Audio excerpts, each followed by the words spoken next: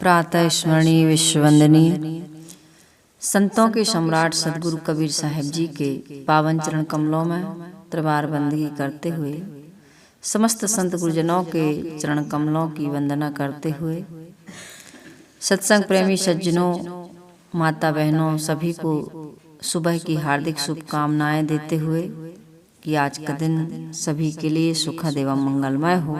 मैं सदगुरु कबीर साहिब जी की एक बहुत मार्मिक साखी पर आप सबको कुछ विचार देने का प्रयास कर रही हूँ। सदगुरु कबीर साहिब जी इस साखी में 3 बातें कह रहे हैं। यदि ये 3 बातें हम सबके जीवन में हम धारण कर लेते हैं तो हमारा जीवन सुंदर बन जाएगा। इसको इस तरफ रखो, साथ नहीं इधर देखो, ऐसे रखो माइक को। हम सबको अपने जीवन को सुंदर बनाना है, क्योंकि हम सब कुछ सुंदर बनाते हैं लेकिन जीवन सुंदर नहीं बन पाता। ये हमारे सबके बड़े दुर्भाग्य की बात है। इसलिए नहीं बन पाता क्योंकि हम सब कुछ पर तो ध्यान देते हैं, सबको महत्व देते हैं, लेकिन अपने जीवन को सुंदर बनाएं इस पर ध्यान नहीं देते। इसलिए हमारे जीवन का महत्व घटता जाता है, बढ़ता नहीं है। तो इसके लिए क्या करना चाहिए? सदगुरु कबीर साहिब जी हमें 3 बातें कह रहे हैं। वे 3 बातें क्या हैं? साहिब कह रहे हैं, पहली आवश्यकता जीवन में अपने आप को, अपने जीवन को सुंदर बनाने के लिए अपने आप को आदमी भूल गया है। खुद अपने आप से वो बिछुड़ चुका है, दूसरे से नहीं, पत्नी बच्चे परिवार वालों से नहीं, खुद अपने आप से वो बिछड़ा हुआ है। अपने आप में वो ठहरा नहीं है, स्थित नहीं है, अपने आप को नहीं पाया है। इस पर से सुंदर कहानियां भी होंगी। तो सदगुरु कबीर साहिब जी यहाँ इस साखी में सबसे पहली जरूरत कह रहे हैं कि जिह्वा के रे बंद दे। क्या करना चाहिए? कम बोलो, वाणी को संयमित करो, ज्यादा से ज्यादा मौन रहो। मौन से, कम बोलने से क्या फायदा होता है इस पर मैं बताऊंगी। जिह्वा के रे बंद दे, बहु बोलन निर्वार। बहुत बोलना नहीं चाहिए। पारखी से संग करो। पारखी हैं, विवेकी हैं, समझदार हैं, उनकी संगत करो। आदमी किसी की भी संगत कर लेता है। गुरु मुख शब्द विचार। गुरु के मुख की वाणी जो है उस पर विचार करो। लेकिन अन्य महापुरुष क्या कहते हैं? बिना विचार करहु शुभ जानी। विचार भी मत करो। माता पिता और गुरु की वाणी बिना विचार करहु शुभ जानी। लेकिन यहाँ साहिब कह रहे हैं पारखी से संग करो। दूसरी बात, तीसरी कह रहा है गुरु मुख शब्द विचार। सदगुरु कबीर साहिब जी बिना विचार किए हुए किसी भी वाणी पर विश्वास करने की राय कहीं नहीं देते। जो कहता है कि विचार ना करो, विश्वास करो, वो हमें क्या बना रहा है? आलसी बना रहा है, पंगु बना रहा है, अपाहिज बना रहा है, अंधा बना रहा है। बस मान लो। लेकिन जो महापुरुष कह रहा है भाई विचार करो, तो हमें एक काम दे रहा है ना। क्या दे रहा है? हमको होमवर्क जैसे बच्चों को दे दिया जाता है ना, इस प्रकार से हमें साहेब ये योग्य बना रहे हैं कि तुम भी तो विचार करो। आज धर्म और अध्यात्म में इतना धांधलेबाजी या अंधविश्वास या फिर इतना आदमी भटक रहा है, अंततः उसको कुछ नहीं मिलता। वर्षों से साधना कर रहा है, मंत्र जाप कर रहा है, पूजा कर रहा है, कहीं नदियों में नहा रहा है, कहीं तीर्थों में जा रहा है। बता दिया गया है उसको कि ये करने से लाभ होता है। तो जो सामाजिक कुछ ऐसी परंपराएं हैं जिनसे कोई विशेष नुकसान नहीं होता है, उनको आप मानते रहिए। लेकिन कुछ ऐसी बातें हैं जिनको मानने से अंधविश्वास में हमने मान लिया, विश्वास कर लिया। कहा कि विचार नहीं करना, विवेक नहीं करना, मानते रहना। क्यों मानते रहना? गुरुजी ने कहा, माता पिता कहते थे, वो करते भी थे, शास्त्रों में भी लिखा है, समाज के लोग भी कर रहे हैं, इसलिए करते रहो, विचार न करना। तो कुछ ऐसी चीजें हैं जो हमें निरर्थक तो हैं ही, वो हमारा नुकसान भी कर रहे हैं। बहुत सारी बातें हैं। अब ये बताओ, जैसे हम मकान बनाते हैं, मकान में मटेरियल सही ढंग से ना लगा हो, कारीगर ने ठीक से ना बनाया हो, तो मकान हो या पुल हो या कोई भी चीज हो, कोई भी चीज, वो क्या होगा, क्षतिग्रस्त होगा, गिर जाएगा, फट जाएगा, है ना। लेकिन आदमी की मन में क्या मानसिकता है कि हंडी टांग दो, जूता टांग दो। इतना सुंदर मकान बनाए, लेकर के काली हंडी टांग दी छत पर, टांग देते ना। अब दुकान खोले हैं, ईमानदारी से माल ना खरीदो, ना बेचो, ग्राहक के साथ सुंदर बात ना करो, है, और लाल मिर्ची और नींबू और क्या क्या टांग दो धागा में, तो क्या होगा।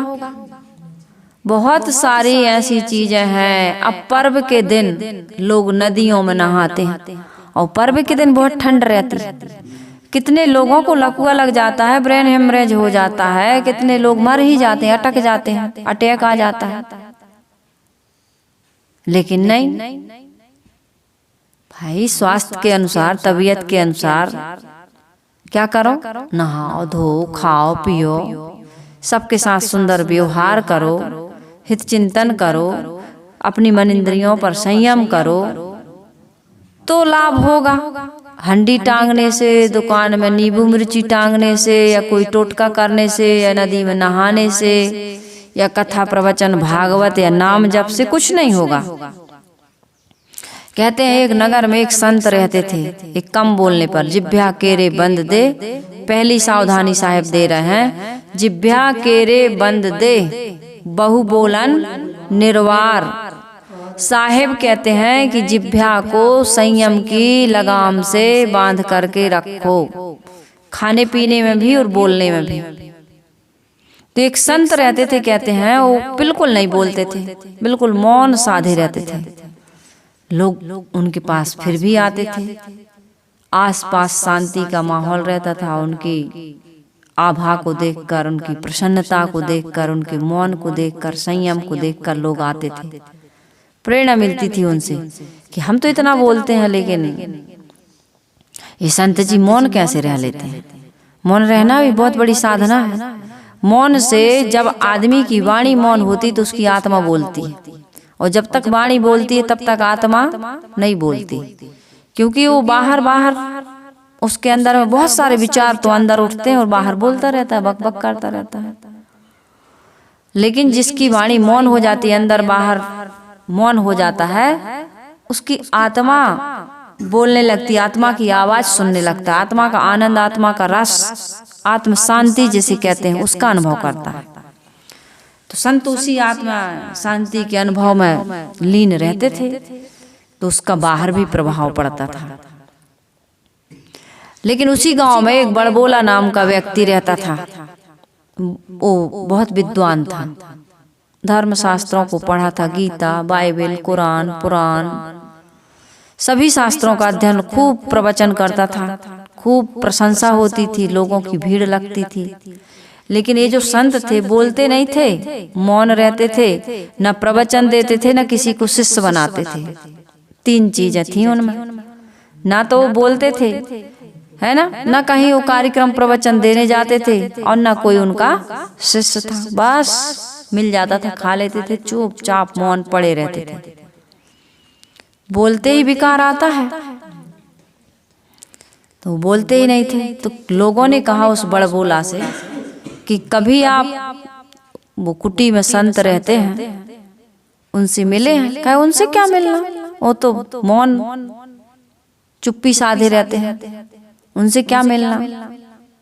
और मैं तो सब कुछ जानता हूँ, मुझे ज्ञान हो गया है, इतने सारे धर्म शास्त्रों को मैंने पढ़ लिया, जान लिया, लोगों को जना रहा हूँ, मुझे क्या जरूरत।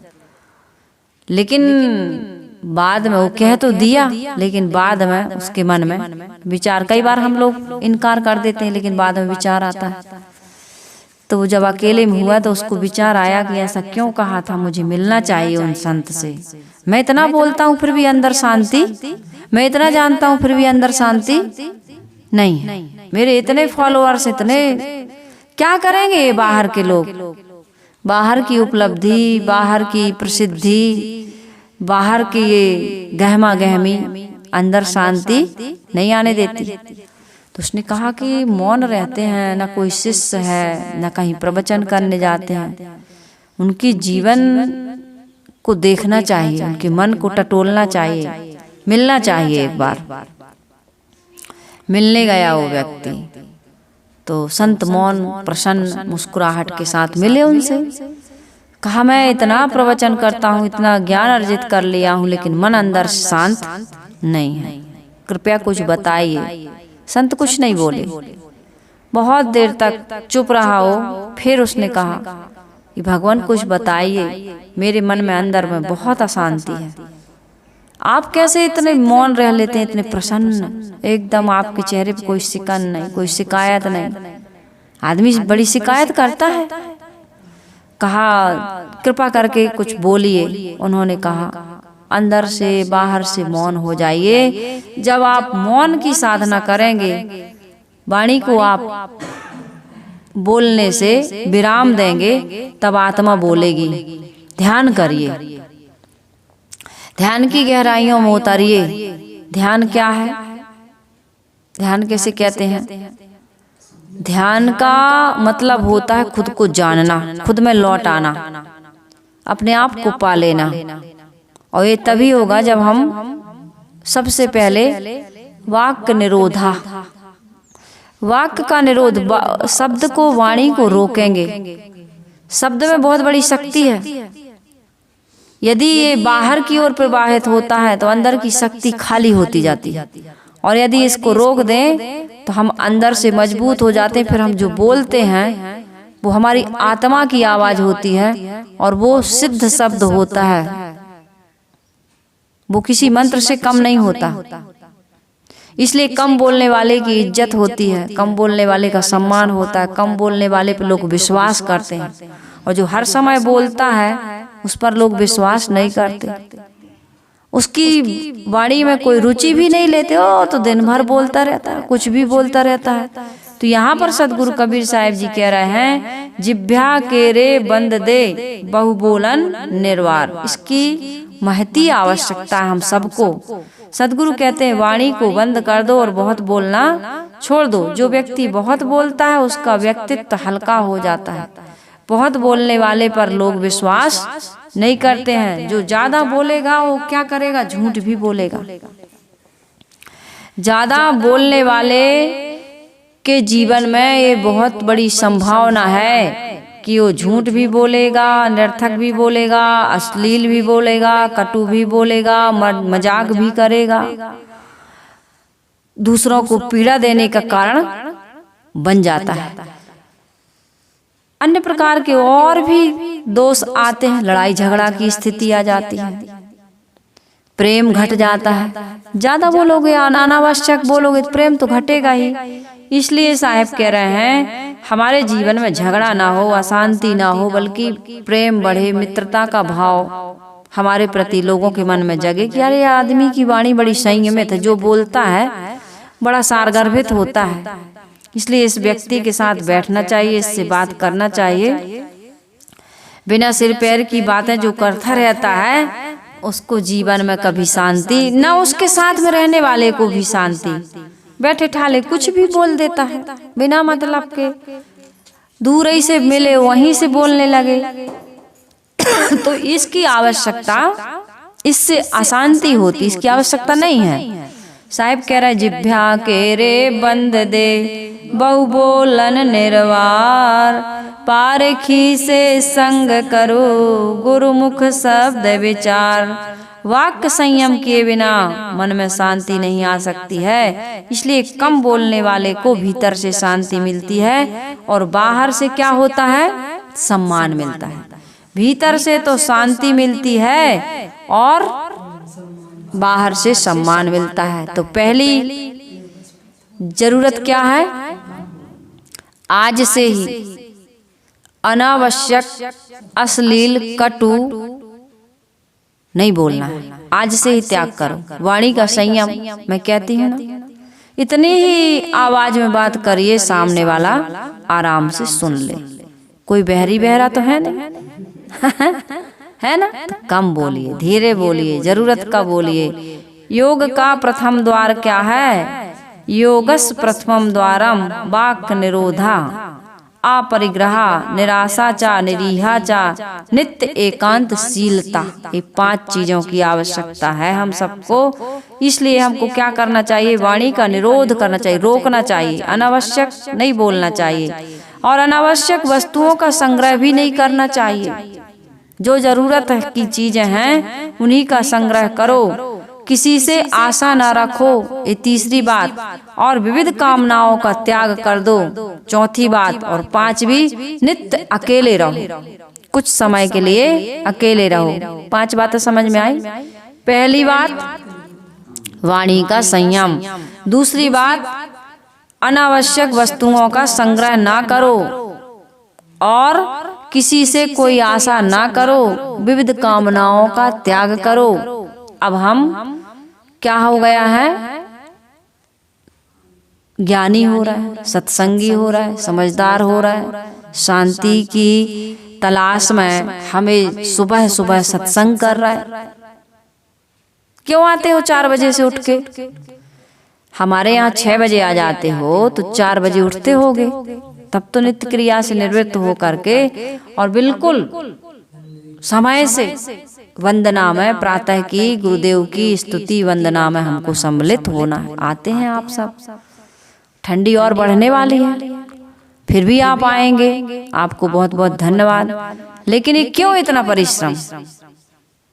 इसलिए कि हमको अब शांति चाहिए। तो इसके लिए जो सत्संग करके जाते हो, इसके लिए थोड़ा सा आप लोग अकेले में भी बैठ करके चिंतन करना। तो इसके लिए हमको क्या करना? नित्य एकांत शीलता, नित्य अकेले हो जाओ, सबसे अलग हो जाओ।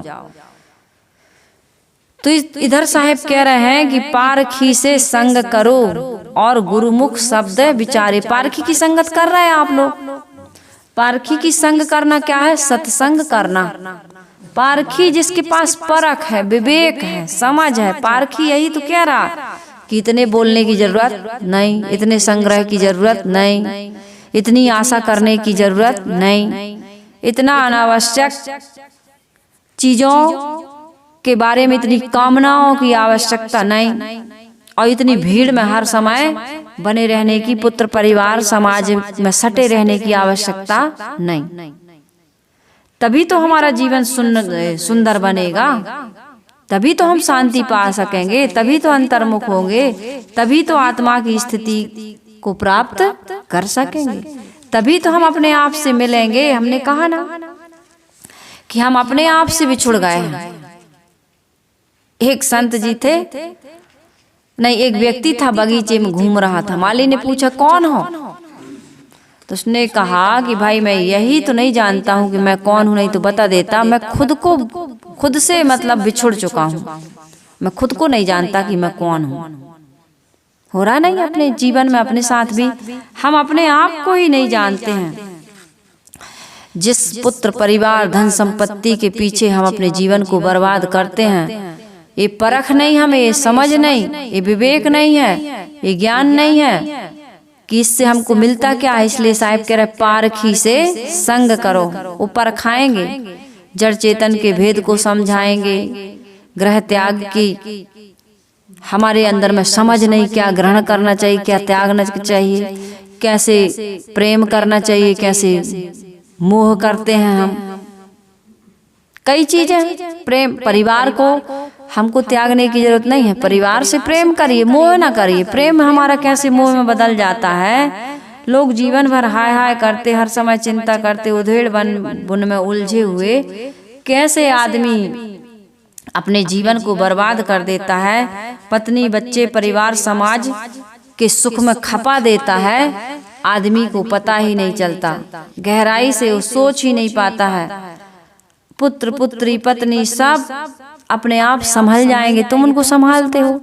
पिता मर जाता है, आदमी कहते हम मर जाएंगे तो पत्नी का क्या होगा, पत्नी कहती हम मर जाएंगे तो बच्चों का क्या होगा। पति मर जाता है, पत्नी जिम्मेदारी संभाल लेती है, और माता पिता दोनों मर जाते हैं तो बच्चे संभल जाते हैं, नहीं संभलते।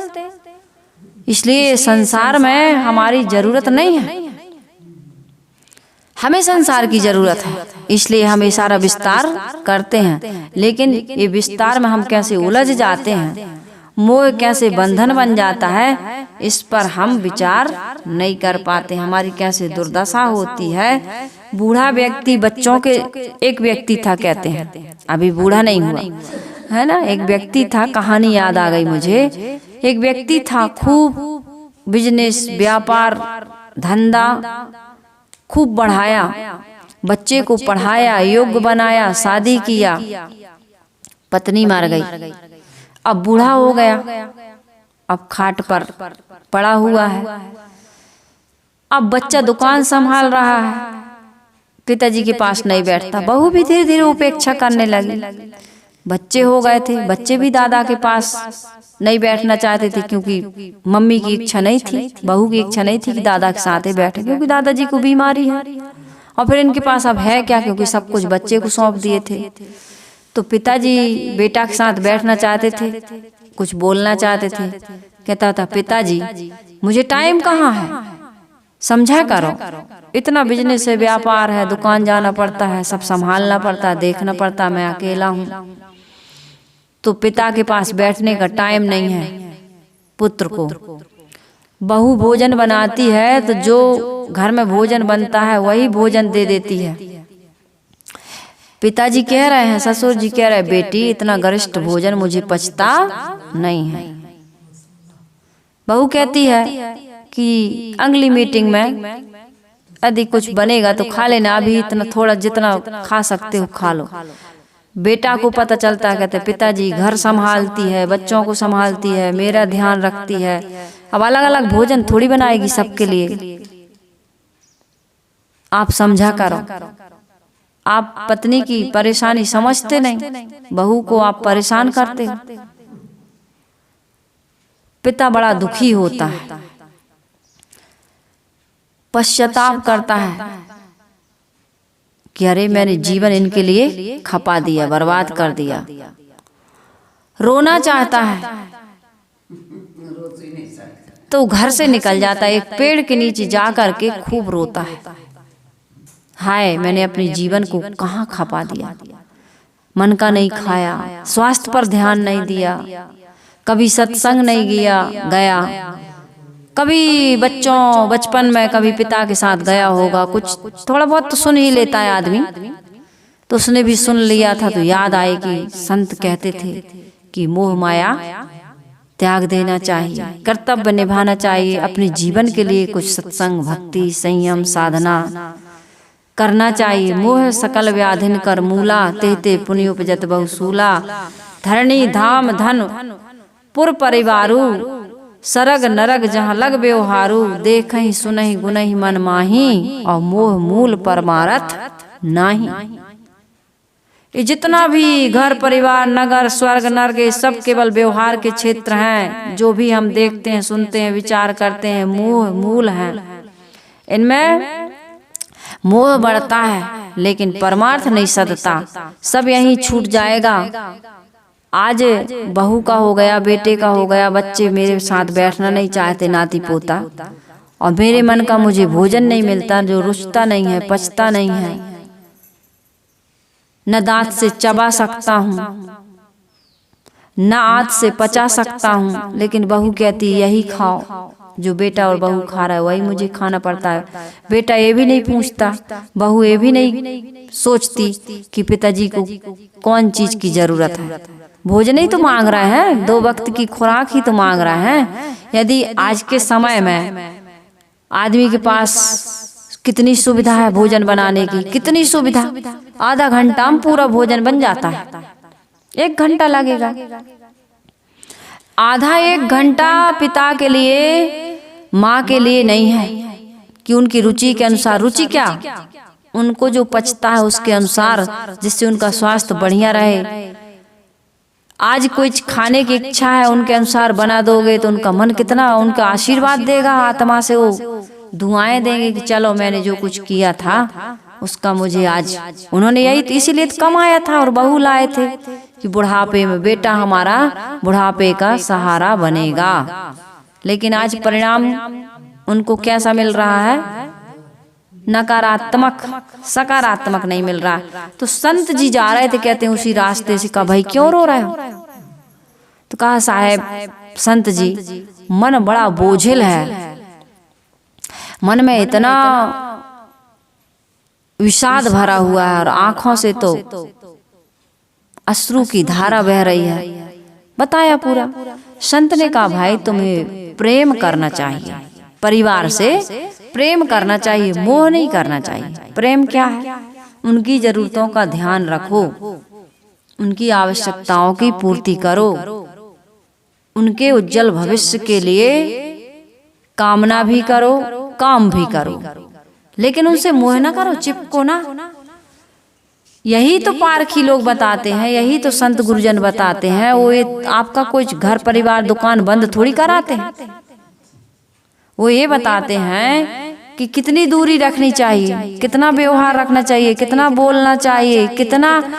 वो बूढ़ा रो रहा था, कह रहा था कि हाय मैंने अपने आज बुढ़ापे के लिए कुछ भी बचा के नहीं रखा, सब कुछ समय, संपत्ति, सोच, विचार, भावना सब बच्चों का ही चिंतन हो रहा मेरे जीवन में। अब बच्चों के अलावा मैंने जीवन में कुछ सोचा ही नहीं, विचारा ही नहीं, कमाया ही नहीं। जो कुछ था सब बच्चों के लिए, पूरा जीवन लगा दिया, समय लगा दिया, जवानी लगा दी। तो इस प्रकार से वो बहुत दुखी हुआ। तो जो व्यक्ति यदि जवानी में ही पारखी की संगत कर लेता है, वो बुद्धिमानी से जीवन जीता है। वो बुढ़ापे में बेबस, लाचार और दूसरे पर आधारित नहीं होता, पराधीन नहीं होता। पराधीन सुख सपने हूं नाही, कर विचार देखूं मन माही। हम पराधीन होते हैं, पराधीन आसक्ति, मोह, ममता, यही तो पराधीनता है। आवश्यकताओं की पूर्ति के लिए भी अपने लिए कुछ बचा के ना रखना, ये कितनी बड़ी बेवकूफी है। आदमी 4-4 बच्चों के लिए घर, मकान, दुकान, खेती, सबकी व्यवस्था। हाँ 4 बेटे हैं तो ऐसे एक का बन गया, दूसरे का बनाना है, तीसरे का भी बनाना है, उसके लिए ये दुकान, उसके लिए ये खेत, उसके लिए ये व्यापार, बिजनेस, कितना। लेकिन क्या भैया तुम्हारे लिए हम तो कहीं भी रह लेंगे, तो रहो कहीं भी आप। न बेटा बड़ा पूछ रहा, न छोटा पूछ रहा, न बीच वाला पूछ रहा, कोई कहीं भी रह लेंगे। वो तो पिताजी तो कहीं भी रह लेंगे, पिताजी खुद कह रहा है, माँ खुद कह रही कहीं भी रह लेंगे। ये बड़े बेटा का रूम, ये फलाने बेटे की दुकान, तुम्हारा हमें क्या जरूरत? तो फिर रो, क्यों नहीं है तुम्हें जरूरत? जीवन है तब तक सबको जरूरत। ये जीवन की जरूरतों की पूर्ति के लिए मैं कई बार कहती हूँ, अपने लिए भी करो, अपनों के लिए भी करो, और सबसे ज्यादा तो अपनी आत्मा के लिए करो। ध्यान, चिंतन, सेवा, स्वाध्याय, साधना, दान, पुण्य, दूसरों का सहयोग, जिससे मन की शांति मिलती है। आत्मा का द्वार जहाँ से खुलता है, आत्मा का द्वार लोभ, लालच, मोह, ममता, आसक्ति में थोड़ी खुलेगा। जब तक हम सेवा नहीं करते, सहयोग नहीं करते, परोपकार नहीं करते, पवित्र आत्माओं के पास उठते बैठते नहीं, उनकी सेवा नहीं करते, तब तक हमारा मन कभी निर्मल पवित्र नहीं होगा, सही दिशा मिल ही नहीं सकती। तो इसलिए कबीर साहिब जी कह रहे हैं कि जिभ्या के रे बंद दे बहु बोलन निर्वार, पारखी से संग करो गुरुमुख शब्द विचार। बड़ी मार्मिक बात कह रहा साहब, जिभ्या के रे बंद दे, मौन रहो, कम बोलो, अनावश्यक ना बोलो, ज्यादा किसी की ताक झांक में, पूछताछ में मत रहो, इससे तुम्हारी आत्मा का पतन हो रहा, सामने वाले का कुछ नहीं हो रहा। बहुत बोलना हमारे लिए बहुत अहितकर है। पारखी से संग करो, दूसरी बात कह रहे, पारखी लोगों से मिलो, विवेकी लोगों से मिलो और गुरुमुख शब्दों का विचार करो। अंधविश्वास पूर्वक आंख मूंद कर मानने की आवश्यकता नहीं है। सतगुरु कबीर साहिब जी कह रहे हैं, बड़ी महत्वपूर्ण बात, गुण दोषों की समीक्षा करने वाले संत ही पारखी होते हैं। इस प्रकार जो जड़ चेतन का बंध मोक्ष का शुभाशुभ की परीक्षा कराने वाले संत हैं, शास्त्र परंपरा गुरु अवधारणा किसी का भी पक्षपात न रखता हो, सब तरफ से निष्पक्ष व्यक्ति हो, सच्चा पारखी वही कहला सकता है। जिसके अंदर में पूर्वाग्रह नहीं है, दुराग्रह नहीं है, हट नहीं है, पक्षपात नहीं है, वह व्यक्ति पारखी है। भौतिक क्षेत्र में जैसे वैज्ञानिक उदार होते हैं और उसके प्रयोग में जो आता है उसे स्वीकार करते हैं, वैसे पारखी भी उदार होते हैं। वे किसी परंपरा की पूंछ नहीं पकड़ते हैं, किसी शास्त्र की दुहाई नहीं देते हैं, किसी अवतारी पुरुष की ओर सील मोहर नहीं ठोकते हैं कि वो अवतारी हैं, उनकी बात मानो। यहाँ कौन अवतारी है? सब तो अवतारी हैं, हम और आप सब अवतारी हैं। जितने भी महापुरुष हुए हैं आकाश पाताल फोड़ के या वहां से नहीं टपके पैदा नहीं हुए, सब के कोई नहीं जन्मे मात पिता बिनु, बांधे वेद की नीति, तुमरे तो तब सब मही से उपजे, अस हमरे नहीं रीति।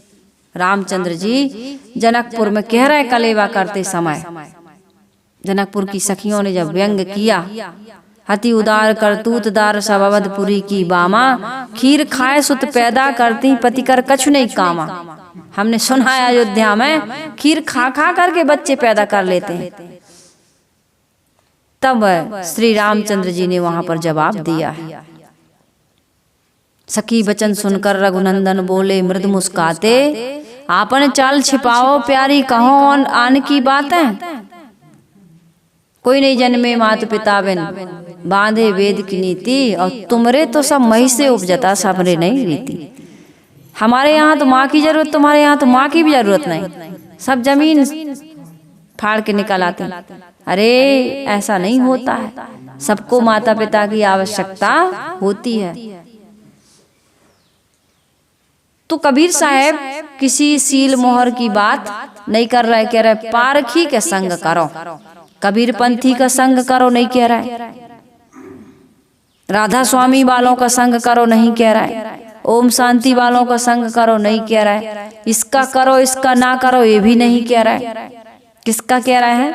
पारखी। जहां भी पारखी हो, विवेकी हो, समझदार हो, उनकी संगत तो किसी भी मत पंथ संप्रदाय का हो, उससे हमारा कल्याण होगा। साहब कह रहे जैसे वैज्ञानिक लोग भौतिक क्षेत्र में उदार होते हैं, आविष्कार करते हैं और नई खोज से नया कुछ मिल जाता है तो पुराने को वो तिरस्कार कर देते हैं कि नहीं भाई इसके आगे ये है, ये सही है।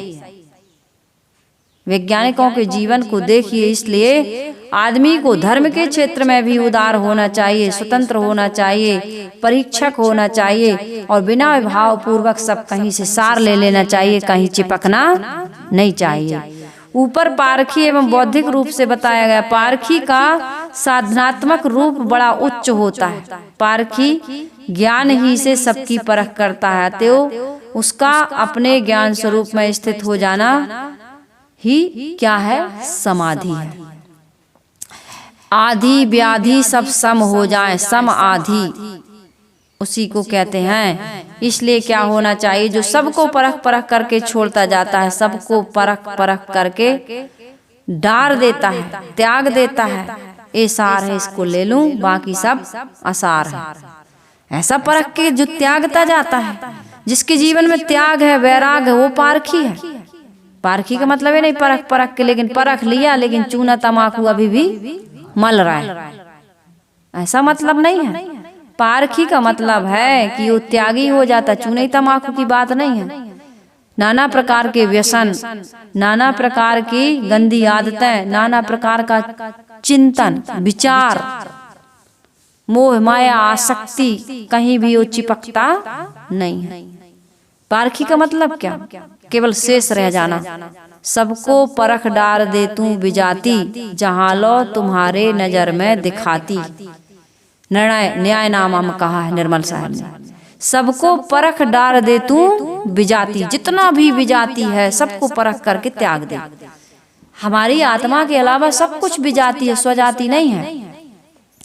केवल एक आत्मा ही स्वजाति है और सबके अंदर वही राम रूप का दर्शन करो जो अपने अंदर बैठा है। सुंदर व्यवहार करो। आत्मा से कोई मोह नहीं होता, कोई लगाव नहीं होता आदमी को, आत्मा से प्रेम होता है और वो आत्मा हमारी भी है, तुम्हारी भी है। बाकी ना शरीर के प्रति मोह, शरीर के प्रति मोह होता है, इसलिए वो शरीर से वो विजाति है, इसलिए उसको सबको परख डाल दे तू विजाति। शरीर से लेकर संसार की सारी भौतिक चीजें क्या है, विजाति हैं, इसलिए उसको परख करके डाल दो, त्याग दो, छोड़ दो। उसका मोह ना करो, उसका लोभ ना करो, उसकी चिंता फिक्र ना करो, उसके लिए परेशान मत हो। समझ रही हो बातों को? ऐसा काम करो। सबको परख डाल दे तू विजाति, जहाँ लो तुम्हारे नजर में दिखाती, गो गोचर जहाँ लगमन जाई, सो सब माया जानहु भाई। देखी सुनी गुनी मन माही, मोह मूल परमारथ नाही। ये परमार्थ के कल्याण के साधन नहीं है। तो इसलिए साहेब कह रहे हैं कि पारखी वह है जो विषयों का त्याग कर दे, व्यवहार में दया करे, शील सत्य क्षमा धैर्य विवेक आदि का आचरण करे और ऐसा करते करते अपने स्वरूप में रमे। वह व्यक्ति कौन है? कौन है? पारखी है, समझदार है, विवेकी है। सारी वासनाओं को छोड़कर अपने आपा अपने चेतन स्वरूप पारक स्वरूप में स्थित हो जाना, यही पारखी का लक्षण है। व्यवहार तो करना पड़ेगा, ऐसे पारखी की संगत करना चाहिए, तभी हमारे भीतर में रहा हुआ पारख गुण उद्घाटित होगा।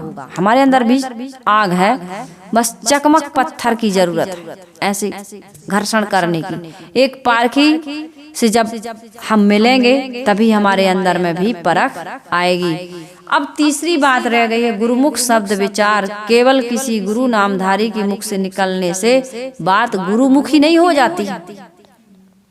निर्णय के जो वचन है वही गुरुमुखी वचन है। निर्णय से जो सिद्ध होता है वही क्या होता है? टकसाल वचन कहलाते हैं। गुरुमुखी वचन कहलाते हैं। निर्णय वचन ही गुरुमुख वचन कहलाते हैं। शास्त्रों में पूर्व पक्ष, उत्तर पक्ष, रोचक, भयानक, यथार्थ वचन होते हैं। इसी प्रकार बीजक में भी जीव मुख, माया मुख, ब्रह्म मुख और गुरु मुख 4 प्रकार के वचन बताए गए हैं। काल, संधि, झाई और सार ये वचन हैं। उत्तर पक्ष, यथार्थ, गुरु मुख तथा सार सब एक बात है जो तर्क युक्त, विवेक सम्मत तथा विश्व के शाश्वत नियमों के अनुकूल हो, वही निर्णय और गुरुमुख वचन है। पारखी गुरु जो कह दे वह गुरुमुख वचन हो जाते हैं, परंतु उसकी कसौटी भी अंततः निर्णय, विवेक एवं परख ही है। तुम भी परख करो, निर्णय करो, विवेक करो। तब सदगुरु कबीर साहिब जी कह रहे गुरुमुख शब्दों का विचार करो, जो निर्णय के वचन है, तर्क युक्त है, विवेक सम्मत है, उन्हीं का चिंतन मनन करने से हमारा कल्याण होगा। शेष वचनों को त्याग करके, परख करके ही तो त्यागोगे, त्याग करके शांति मिलेगी, नहीं तो भटक जाओगे। कई प्रकार की वाणी, कोई कुछ बता रहा, कोई कुछ बता रहा है, इसलिए सबकी सुनो, सुनिए सबकी और निबेरिए अपनी। कैसे निबेरोगे? जब परख होगी, विवेक होगी। और ये विवेक कहाँ से जगेगा? पारखी की संग से। जब तक कहाँ पारखी कैसे बना भैया? हमें विवेक है नहीं, समझ नहीं है, कैसे करें हम? सबकी बातें हमें सही लगती है, जिसकी सुनो उसी की सत्य लगती है। सब में बड़ा अच्छा लगता है, तो सब में बड़ा अच्छा इसलिए लगता है क्योंकि तुम्हारे अंदर वो योग्यता थर्मामीटर नहीं है कि तुम समझ सको। इसलिए योग्यता के लिए क्या करते हो? कोई योग्यता, कोई डिप्लोमा, कोई डिग्री मिलती है तो ऐसे ही मिल जाती है क्या? बिना परिश्रम के, बिना किसी स्कूल कॉलेज में दाखिल हुए बिना ऐसे ही मिल जाती है? बिना गुरु के मिल जाता है ज्ञान? नहीं मिलता। इसलिए गुरु बनाओ, गुरु पारखी हो। अब इतनी परख तो तुम्ही को करना पड़ेगा कि पारखी है कि बेपारखी है, भटकाने वाले हैं, क्योंकि सबके अंदर विवेक है और जो विवेकी होगा, समझदार होगा, उसी का कल्याण होगा, बाकी किसी का कल्याण होने वाला नहीं है। तो इस प्रकार से हम सबको इस साखी के अनुसार समझदारी पूर्वक जीवन जीना है। आगे सदगुरु कबीर साहिब जी कल बहुत अच्छी साखी कह रहे हैं कि जाके जिभ्या बंद नहीं हृदय नाही साँच, और ताके संग न लागिए घाले बटिया मांझ। हमें किसकी संगत करनी चाहिए और किसकी संगत नहीं करनी चाहिए, किसकी संगत से लाभ होता है, किसकी संगति से हानि होती है, इसके बारे में जीवन रहा तो कल चर्चा हम करेंगे। आप सभी ने इतने ध्यान से एकाग्रता पूर्वक इन बातों को श्रवण किया और आशा है कि इसके अनुसार मनन चिंतन करके आचरण भी करेंगे। और हमारी ये शुभकामना है कि सबका जीवन सुखमय हो, प्रसन्न हो, शांत हो, उलझन से अशांति से मुक्त हो। इसी के लिए हम सत्संग करते हैं और आप तक इस सत्संग को भेजते हैं। तो आइए हम सभी लोग मिलकर गुरु वंदना कर लेते हैं, क्योंकि गुरु का हमारे जीवन में बहुत बड़ा उपकार है। उस उपकार को याद करते हुए सभी लोग गुरु वंदना में शामिल होते हैं। वंदन है गुरुदेव तुमको, वंदन है गुरुदेव, वंदन है गुरुदेव तुमको, वंदन है गुरुदेव। काल जाल के फंदा भारी, काल जाल के फंदा री परख लखायो भेवत को, परख लखायो वह तुमको, वंदन है गुरुदेव, वंदन है गुरुदेव वह तुमको, गुरुदेव।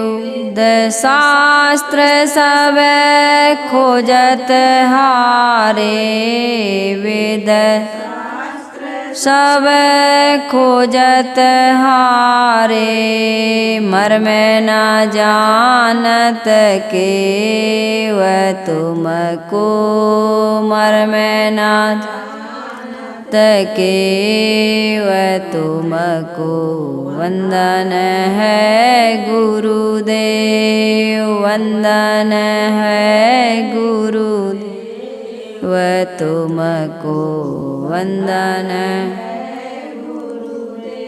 गुरु समान और को दाता, गुरु समान और को दाता, ताकि करिए सेवत, ताकि करिए सेवत तुमको, वंदन है गुरुदेव, वंदन है गुरुदेव तुमको, वंदन है गुरुदेव। साहिब कबीर अभय पद दाता, साहिब अभय पद दाता, पूरण परख समेव तुमको, पूरण परख समेव तुमको, वंदन देव, वंदन है गुरुदेव तुमको, वंदन है गुरुदेव। साहिब बंदगी।